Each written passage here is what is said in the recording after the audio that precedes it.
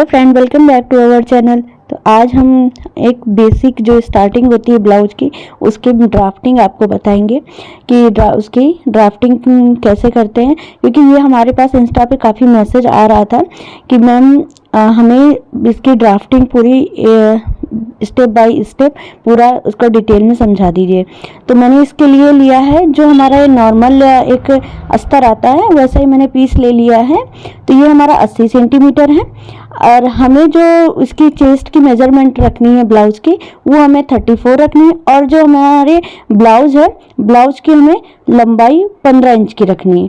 तो सबसे पहले हम क्या करेंगे, देखिए जैसे कि मैंने फोल्ड किया, क्या होता है इसके कई पैटर्न होते हैं। एक 4 तरह मतलब 4 फोल्ड करके होता है और मतलब अलग अलग पार्ट निकालते फ्रंट अलग। तो मैं जिस तरह से कटिंग करती हूँ तो इसमें मैं फ्रंट बैक आमने सामने निकालती हूँ, जिससे कि हमारा जो शोल्डर की लंबाई चौड़ाई होती है उनमें कोई डिफरेंस और नहीं आते हैं। तो हम सबसे पहले क्या करेंगे, हम इसकी चौड़ाई के बराबर फोल्ड कर लेंगे। तो हमें चौड़ाई रखनी कितनी है, तो वैसे हमारा जो फिटिंग आ जाएगी वो 9 इंच में आ जाएगी, लेकिन मैं एक्स्ट्रा मार्जिन लेते हुए मैंने 11 इंच में फोल्ड कर लिया। ये कॉटन का है और हल्का होने की वजह से ये काफ़ी देखिए उड़ रहा है, खिसक रहा है। तो हमें इसका ब्लाउज बनाना था, तो मैंने इसी की लाइनिंग में आप लोगों को ड्राफ्टिंग बता दिया है। तो अब हम आते हैं इसकी मेन ड्राफ्टिंग में। तो सबसे पहले मैं लंबाई ले लूँगी। तो लंबाई मैंने बैक की जो ली है, तो बैक की यहाँ पर देख सकते हैं ये है 15.5, मतलब 15.5 इंच की मैंने लंबाई ली, इसलिए क्योंकि मेरा आधा इंच मार्जिन में चला जाएगा, तो 15 इंच का मेरा बचेगा। इसके बाद मैंने जो शोल्डर लिया है, तो ये हमारा बैक का पार्ट है। तो बैक के पार्ट में मैं ज़्यादा कोई नीचे का जो है वो डायरेक्ट केवल आधे इंच की सिलाई का रखूँगी, उसमें कोई फोल्ड नहीं दूंगी। और फ्रंट में जितना मेरा बच रहा है 17 इंच के लमसम मेरा बच रहा है, तो मैं इसको फ्रंट में दे दूंगी, इसलिए क्योंकि 1 इंच का तो मेरा फोल्ड चला जाएगा, जिसे फोल्ड करके मैं तुरपाई करूंगी। इसके बाद जो हमारा यहाँ पे बेल्ट होगा, तो आधा इंच की कटिंग करने के बाद फिर ऊपर से फोल्ड करते, तो वो हमारा 15 इंच का इधर मैनेज हो जाएगा। अब हम आते हैं शोल्डर में। तो शोल्डर यहाँ पर हमारा 5.5 इंच का लिया, क्योंकि हमारा जो बैक नेक है वो काफ़ी डीप है, 9 इंच का रहेगा, तो इसलिए मैंने 5.5 का शोल्डर लिया है। और अब मैंने 5.5 इंच का आर्मोल भी लिया है, दोनों साइड फ्रंट और बैक। इस तरह से अगर हम कटिंग कर रहे हैं तो दोनों पार्ट को मैं एक साथ में लेकर चलूंगी। अब हमने जहाँ 5.5 का आर्मोल का निशान लगाया, तो वहाँ से मैं एक स्ट्रेट लाइन खींच दूंगी। तो ये देखिए कपड़ा काफ़ी, वैसे जानते हैं कि लाइनिंग का कपड़ा काफ़ी हल्का होता है, तो वो हो रहा है। तो अब मैं यहाँ पे स्ट्रेट लाइन ऐसे इस तरह से खींच दूंगी। वीडियो को स्किप बिल्कुल मत करिए, क्योंकि मैंने पूरा डिटेल में स्टेप बाय स्टेप बहुत ही इजीली बताया, एक बार में ही आपको समझ आए। अब हमें यहाँ पर 1.5 इंच का बैक का है, तो 1.5 इंच का जो कॉर्नर है वहाँ पर रख करके इस तरह से निशान लगा लें।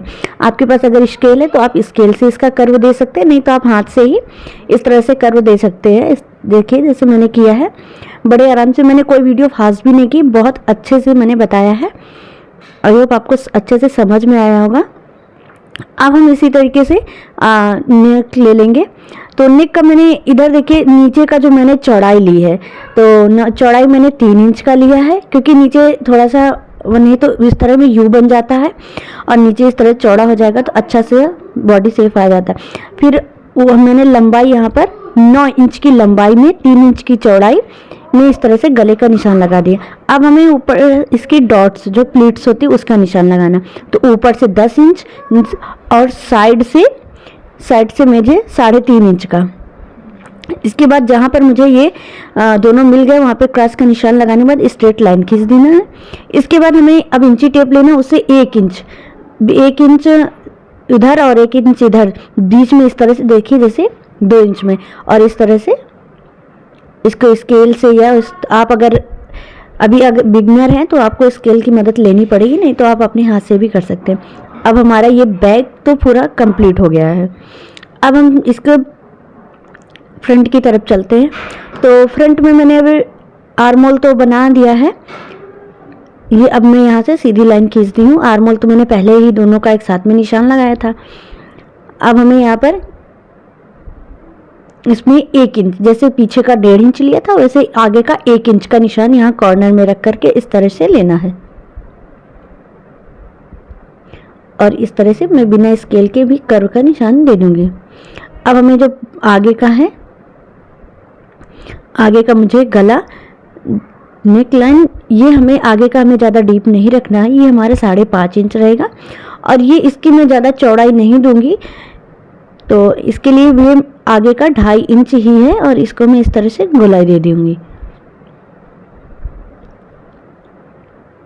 बारी आती है आगे की प्लीट्स डालने की, तो आगे की प्लीट्स यहाँ से शोल्डर से लेते हुए यहाँ से 10 इंच पे ये निशान लगाया और इधर से जैसे यहाँ से 3.5 इंच पे और दोनों को इस तरह से मिला दिया है।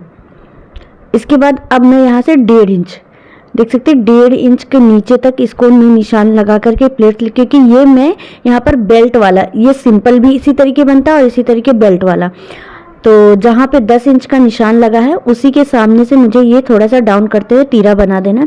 और पहले तो एक ये हमारे यहाँ से हो गया, इसके बाद 1.5 इंच पे मुझे बिल्कुल सामने की, इसके बाद ये हमें यहाँ पे साइड की प्लेट्स ले जानी है, वहीं से 1.5 इंच की मुझे आर्मोल की तरफ प्लेट्स ले जानी है। तो इस तरह से हमें ये 1.5 इंच की दूरी में ये हमें प्लेट्स बनानी है। और ये देखिए आप इस तरह से सीधे का निशान लगा रहे, हमें इसमें पूरा ये सी, देखिए ABC जो अल्फ़ाबेट है, C अल्फ़ाबेट पूरा बनना चाहिए। इसके बाद प्लेट्स बनने के बाद अगर ये अल्फ़ाबेट पूरा इस तरह से अगर बन रहा है तो आपकी प्लेट्स एकदम सही है। अब इसी के जहाँ से इसकी प्लेट्स गई थी उसी के सामने से हमें यहाँ पे तीर का निशान लगाते हुए और इससे हल्की गोलाई देते जैसे हुए डाउन कर देना। ये तो आजकल बहुत ज़्यादा ट्रेंड में चल रहा है कि तीरे की पट्टी काफ़ी ऊंची हाई वेस्ट में चल रही है, लो वेस्ट में चल रही है, टॉप में, हर जगह पे। तो ये तो अपने डिज़ाइन के ऊपर आप रख सकते हैं। तो ये फाइनली देखिए कि हमारी ये ड्राफ्टिंग कंप्लीट हो गई है। आई होप आपको ये पूरा अच्छे से समझ में आया होगा। अगर कोई भी डाउट है तो आप मुझे इंस्टाग्राम पे मैसेज करके या कमेंट्स करके पूछ सकते हैं। और आपके लिए अगर किसी तरह की और भी कोई ड्राफ्टिंग चाहिए तो मैं उसकी आपको डिटेल में वीडियो बताऊंगी। तो आपको वीडियो कैसी लगी है आप कमेंट्स में ज़रूर बताएं। Thank you for